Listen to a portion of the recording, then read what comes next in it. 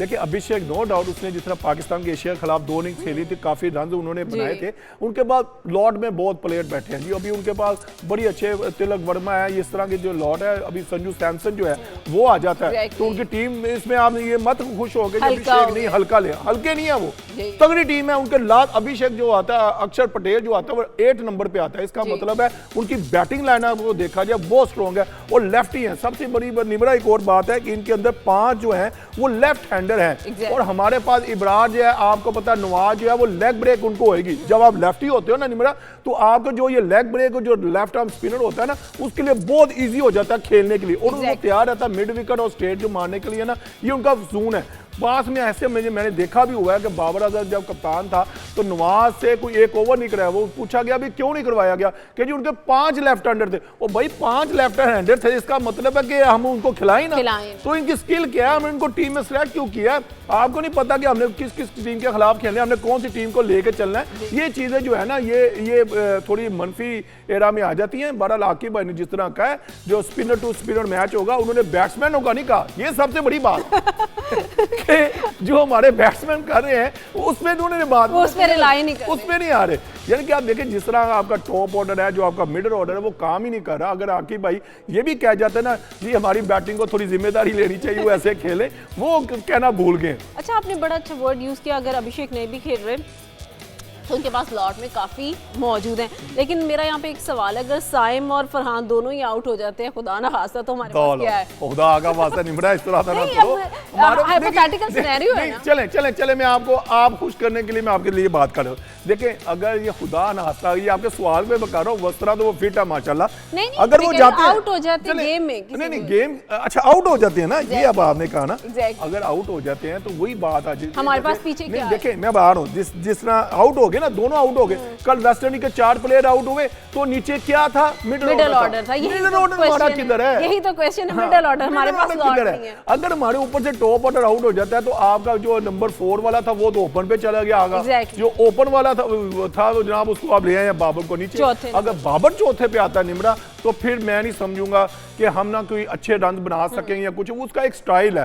अब हम देखना उसमें प्रेशर भी है, भी वो रन नहीं बना रहा, उसका जो स्ट्राइक रेट है वो भी काम नहीं कर रहा। बड़ा जो है कि हमने मिडिल ऑर्डर पे आपके सवाल ने जो किया उसके मुताबिक अगर हमारा टॉप ऑर्डर आउट होता है तो हमारे जो नीचे वाले बैट्समैन को जिम्मेदारी लेना पड़ेगी, पूरे 20 ओवर खेलने पड़ेंगे और हर ओवर में 10 से 11 रन हमें बनाने पड़ेंगे। अगर अगेंस्ट इंडिया हमने अच्छी क्रिकेट खेलनी है, ऑन बोर्ड हमने रन बनाने हैं, कम से कम 200-225 बनाने पड़ेंगे। ये मैं आपको अपने तजर्बे की बना कर, अगर आपने 160-70 कहा ना, तो वो मैं आई एम सॉरी आप नहीं जीत सकोगे। और यही बात है, हम कहते हैं बाबर बड़े मैच का प्लेयर है, तो बड़ा मैच तो हो रहा है, पर बाबर का पोटेंशियल क्यों नहीं आ रहा? नहीं देखें जी, बाबर ने बड़ी उसकी स्किल है, काफी देर से उसने काफी 100 भी किए हैं, काफी 50 भी किए, हमारा कैप्टन भी रहा है, मगर सबकी नजरें जो है ना ओनली बाबर पे। तो मैं कहता हूँ वाई ओनली बाबर? तो उसके बाद जो बाकी प्लेयर हैं वो क्या करने गए हुए हैं? वो मॉडलिंग करने गए हुए हैं श्रीलंका के बीच के ऊपर, क्या वो एनके लगा के लेट के नहीं गए हुए? मतलब ये है कि उनको क्रिकेट खेलनी है, क्रिकेट पे फोकस करना है। जिस तरह साइम यू की आप देख रहे हो, जिस तरह वो आउट दोनों मैचों एसोसिएट कंट्री के खिलाफ आउट हो रहा है, वहां पे देखो निमरा जो बड़ा प्लेयर हम जब खेलते थे ना, ये सईद अनवर, आमिर, सुहेल, इंजमाम, यूसुफ, ये पता क्या करते थे? छोटी टीमों के खिलाफ ये रन्स बनाते थे, अपनी बैटिंग को निखारते थे, अपनी फॉर्म को वापस लेके आते थे। मैं तो हैरान हूं, जैसे साहबजादा फरहान ने यूएसए के खिलाफ 74 किया, अभी बहुत ओवर पड़े थे, उसको वहां पे उसको ना बड़ा सीनियर प्लेयर होता है ना, उसको कहता हूं भाई वेट, आप वेट करो, आप 100 की तरफ जा रहे थे, तो 100 बनाओगे तो आपका रिकॉर्ड बनता है। और जब आप इन चीजों को सीखोगे नहीं अभी भाई, आपकी टीम एक सिक्योर हो जाती है, कॉन्फिडेंस उनमें आ जाता है। अब जो ऑपोजिशन होती है उसमें प्रेशर आती है यार, उसके ओपनर ने 100 किया और सैम यूब को थोड़ा सा नीचे जो ऑर्डर में आते रहते वो एक तो जिम्मेदारी ले लेते, लेकिन उन पर थोड़ा सा प्रेशर कम हो जाता है। नहीं निमरा, ये प्रेशर देखो, मैं माजरत के साथ प्रेशर क्या है मुझे बताएं। एक तो होता है प्रेशर कुकर जिसमें दाल गलती है, गोश्त गलता है। अब ये प्रेशर क्रिकेट में क्या है? आप ट्रू प्रोफेशनल हो, आप अगर आप इन चीजों से नहीं निकलोगे। मैंने कल कहा था कि आप नीदरलैंड यूएसए से मैच करके कह रहे हो जी हमने बहुत अच्छी क्रिकेट खेली है, ये किया, मैं नहीं मानता। आप मजा तब है कि आप इंडिया के खिलाफ जाके इसलिए शदाब 3 आउट करे, 50-60 करे और फहीम अशरफ करे, नवाज करे, हर कोई करे, तो फिर मैं कहूंगा वेल डन यार। ये होती है पाकिस्तान के जो टैलेंट है ना, ये उन्हें दिखा है। आप बड़ी टीम के खिलाफ जब तक नहीं करोगे, आप अपनी क्रिकेट में हमें बेहतरी नजर नहीं दिखाई दे रही जिस तरह आप क्रिकेट खेल रहे हो। जैसे आपने अपनी बड़ी अच्छी बात की है कि हर प्लेयर को अपना कंट्रीब्यूट करना पड़ेगा, हम किसी एक पे नजरें नहीं रखते।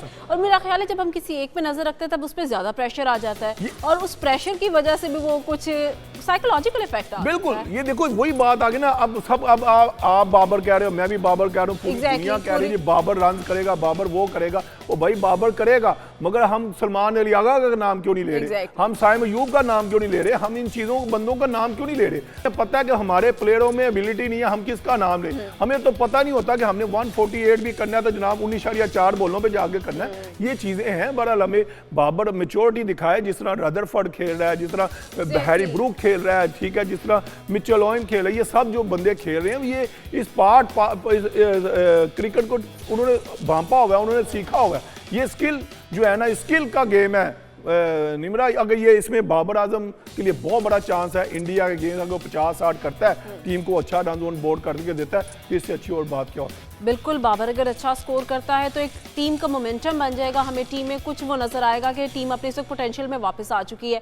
अच्छा, मेरा यहाँ पे एक और भी क्वेश्चन है, जिससे हम स्टार्टिंग में नहीं बना पा रहे, अपने रन्स नहीं बना रहे, और इंडिया की टीम को देखें उनके स्टार्टिंग में रन्स बनना शुरू हो जाते हैं, तो ये जो कंपैरिजन है इसको हम कैसे ओवरकम कर सकते हैं? देखिए निमरा, बहुत अच्छा सवाल किया। देखो ये चीज़ें हम लैग कर रहे हैं। अगर हम दूसरी टीमों का, न्यूजीलैंड ने जब अफगानिस्तान के खिलाफ किया, उन्होंने 186 जो था वो दो आउट बगैर आउट हो गए, 10 विकेटों से वो मैच जीते।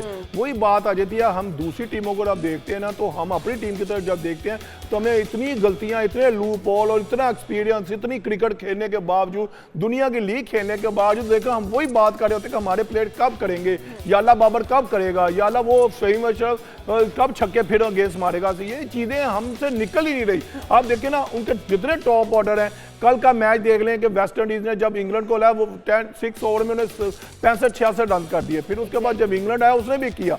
हर टीम ने ना होमवर्क किया हुआ है और उनको किरदार दिया गया कि भाईजान पहले 6 ओवर के अंदर आपने 60-65 करना है। एक आधी विकेट गिर जाए तो कोई बात नहीं है। जब आप पावर 6 पहले 6 ओवर के अंदर आप 1-2 विकेट जब गिरा लेते हैं, तो टीम तो लाजमी बात है प्रेशर में आएगी। जो सारा प्रेशर जो है वो मिड रोड की तरफ आएगा। तो आप किस तरह कह सकते हो कि जी हम लंबे रन की तरफ जाएंगे? ये वंस ऑन अ टाइम होता है निमरा। ये नहीं होता कि हर मैच में आपको फहीम अशरफ जो है वो 4-4 छक्के, 3-3 छक्के लगा दी, इस तरह नहीं होता। वो होता है, मगर वो है कि उसकी एबिलिटी, उसकी स्किल वर्क, उसका होमवर्क, वो कितना माइंड सेट है, उसको कितनी गेम अवेयरनेस है, जिस तरह वो जाके इंडिया का मजेदारी बात है, अभी 3 दिन है, यानी कि आज थर्सडे, फ्राइडे, सैटरडे 2 दिन है। अब क्या टीम मैनेजमेंट प्लान कर रही होगी, किस तरह हमने हर एक प्लेयर को, जिस तरह यूएसए ने अभिषेक को आउट किया, तिलक वर्मा को किया, स्काई को कैसे करना, और उन्होंने वर्क किया था। आपकी तैयारी क्या है? वो अगर तैयारी आएगी, हम सैटरडे को इंशाल्लाह बात करेंगे उसके ऊपर। बड़ा तैयारी हमें संडे को नजर आनी है। जो हमने कहा होगा क्या उसके अमल हो रहा है कि नहीं हो रहा, वो किस तरह लेके चल रहे हैं, ये देखने वाली बात।